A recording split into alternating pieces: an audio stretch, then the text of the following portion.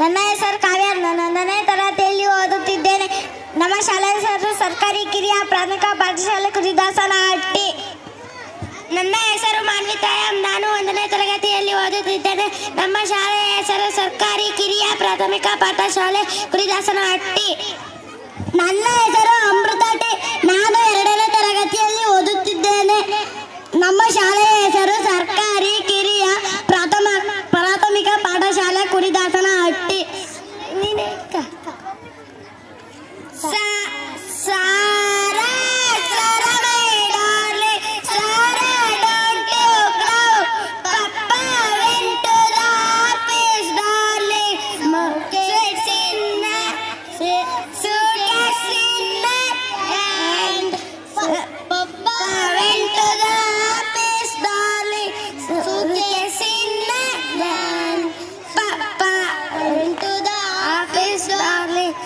Get